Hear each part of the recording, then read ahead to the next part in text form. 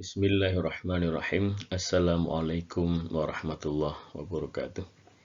Senang sekali pada kesempatan kali ini saya bisa mempresentasikan salah satu paper pengabdian kepada masyarakat kami dengan judul Peningkatan Pendapatan Pengrajin Melalui Produksi Briket Ramah Lingkungan. Pengabdian ini dilaksanakan oleh saya, Sukamto, selaku ketua tim, dan juga oleh Bapak Indarti selaku anggota tim pengabdian kepada masyarakat. Pengabdian ini dibiayai oleh Kementerian Ristek Dikti BRIN Republik Indonesia. Para peserta seminar yang saya hormati, ini sebagai pendahuluan bahwa kami mendampingi sebuah kelompok pengrajin arang batok kelapa di daerah Sleman yang semula hanya memiliki 1 buah tungku dan sekarang telah memiliki 2 buah tungku dengan kapasitas masing-masing tungku 0,5 ton per hari, sehingga kalau 2 tungku kapasitasnya sekarang adalah 2 ton per hari batok kelapa. Berikut adalah gambaran situasi mitra, di mana sebelah kiri adalah gambar tungku dilihat dari depan, dan atas adalah gambaran situasi Ketua Pengrajin Agus Winarno yang sedang melakukan pengawasan terhadap produksi batok kelapa ini, produksi arang batok kelapa ini. Nah, Bapak Ibu sekalian, permasalahan utama yang dihadapi oleh pengrajin ini adalah yang pertama mengenai kualitas produksi, kemudian yang kedua adalah berkaitan dengan permasalahan manajemen. Nah, oleh karena itu dalam pengabdian kepada masyarakat ini kami berupaya semaksimal mungkin bagaimana menyelesaikan 2 persoalan itu. Persoalan kapasitas produksi yang di dalamnya menyangkut kualitas produksi dan juga permasalahan manajemen, sehingga sedikit banyak bisa membantu menyelesaikan salah satu persoalan yang ada di dalam usaha kecil, menengah, dan mikro, khususnya adalah untuk pengrajin arang batok kelapa ini, sehingga akan mampu menaikkan pendapatan atau meningkatkan keuntungan dari hasil usahanya, karena bisa meningkatkan nilai atau harga jual atau tambahan produk, sehingga bisa menambah penghasilan atau menambah pendapatan dari pengrajin. Nah, terhadap 2 persoalan tersebut kami kemudian melakukan berbagai kegiatan yang kami sebut sebagai metode pelaksanaan kegiatan, meliputi penyuluhan, pelatihan proses produksi arang batok sehingga menjadi arang batok yang berkualitas dengan derajat kekeringan di bawah 7%.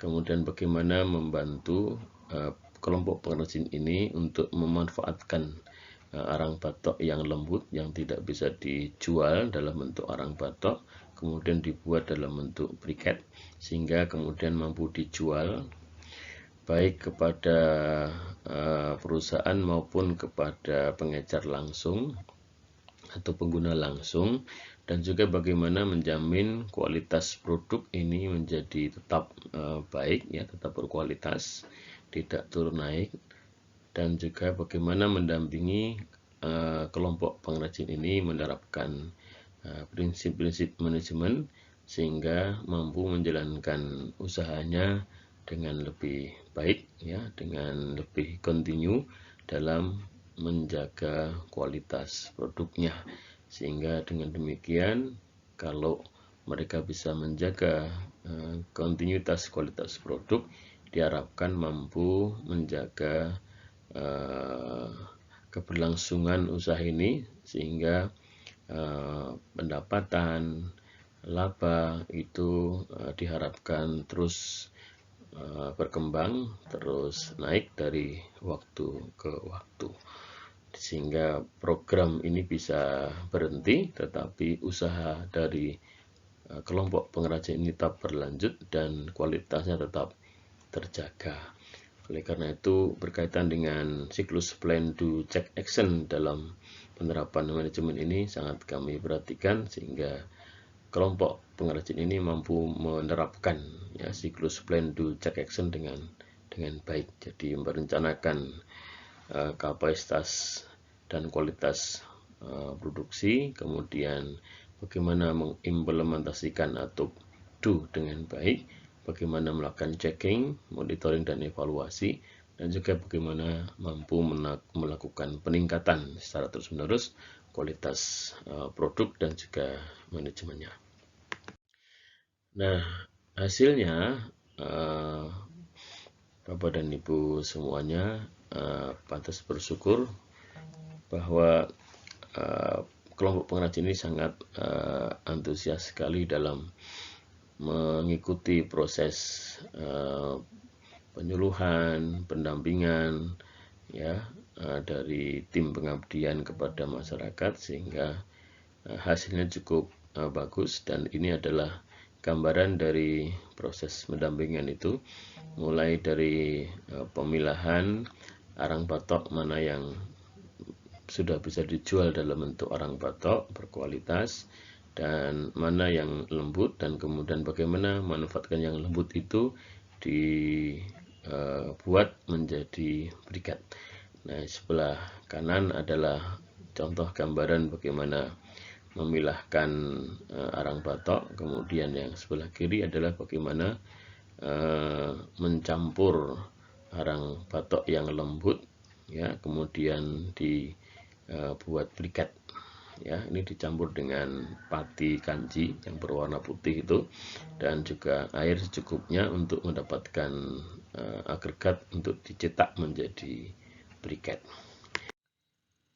Bapak Ibu sekalian, ini adalah salah satu gambaran proses pendampingan pembuatan briket kepada pengrajin agar mampu menghasilkan briket yang berkualitas dengan target kurang lebih 40% dari produk arang tersebut. Nah, sebelah kanan adalah proses pencampuran antara arang batok yang lembut, kemudian air dan juga padi kanji. Yang sebelah kiri adalah proses pengaduan secara manual sebelum menggunakan mixer. Nah, ini adalah contoh dari hasil briket setelah dicetak. Di sini tampak bahwa potongan-potongannya belum rapi karena cara memotongnya masih menggunakan manual dengan menggunakan tangan dan belum berbantuan mesin. Nah, di samping itu alat potongnya juga tidak begitu tajam sehingga hasil potongannya kurang rapi. Nah, mudah-mudahan di waktu mendatang bisa memberikan pengabdian kepada masyarakat lagi untuk alat potong secara lebih baik lagi. Bapak Ibu yang saya hormati, ini adalah gambaran dampak ekonomi dan sosial pada kelompok pengrajin arang batok yang kami dampingi. Dapat dilihat dari grafik paling kiri menunjukkan perkembangan pendapatan dari bulan ke bulan, dari bulan pertama ke bulan ke-9. Ini dimulai pada bulan Januari, jadi sebelum kami dampingi, dan baru mulai kami dampingi kurang lebih pada bulan Februari Maret ya. Lebih efektif itu mulai Maret ya, dan sampai pada bulan ke-9, jadi kurang lebih 6 bulan. Nah, dapat dilihat dari grafik ini bahwa pada bulan Maret kami mulai mendampingi, belum ada kenaikan karena memang masih dalam proses penyuluhan, kemudian ada pelatihan, ada pendampingan, dan selesai proses pendampingan ya itu di bulan Juni-Juli, sehingga nampak dari grafik ini pendapatan baru mulai naik itu di bulan ke-7 atau di bulan Juli, Agustus, dan pada puncaknya di bulan September ini. Demikian juga biaya operasional. Karena ada peningkatan kapasitas, maka ya praktis biaya operasionalnya juga naik ya secara tajam juga mulai pada bulan ke-7, 8, dan 9. Namun biaya operasional itu dapat ditutup dengan naiknya pendapatan, sehingga dapat kita lihat di grafik nomor 3 yang paling sebelah kanan, laba usaha ini tetap mengalami kenaikan secara signifikan. Nah, oleh karena itu kegiatan ini sangat bermanfaat dan mampu meningkatkan pendapatan dan laba secara signifikan untuk kelompok pengrajin arang batok ini, sehingga hal ini memberikan dampak sosial tersendiri kepada anggota kelompoknya yang mestinya secara umum nanti akan mengalami peningkatan kesejahteraan karena mereka mengalami peningkatan pendapatan. Nah, sebagai kesimpulan bahwa pengabdian kepada masyarakat ini telah mampu memberikan peningkatan secara signifikan dalam hal produksi arang batok kelapanya, dan juga mampu meningkatkan pendapatan dan laba secara signifikan karena ada produk tambahan yang selama ini dibiarkan begitu saja, arang batok yang lembut, yang kemudian dengan program ini mampu dibuat menjadi briket, dan itu menjadi pendapatan tambahan yang meningkatkan pendapatan secara signifikan. Demikian juga laba mengalami peningkatan secara signifikan akibat adanya pendapatan tambahan tadi. Walaupun biaya operasionalnya naik, tapi masih tertutup dari pendapatan yang diperolehnya. Oleh karena itu, kami mewakili tim pengabdian kepada masyarakat dan juga kelompok pengrajin arang batok mengucapkan terima kasih kepada Kementerian Badan Ristek dan Inovasi Nasional dan juga kepada Lembaga Layanan Pendidikan Tinggi Wilayah 5 Yogyakarta yang telah memberikan pendanaan atas kegiatan ini. Terima kasih.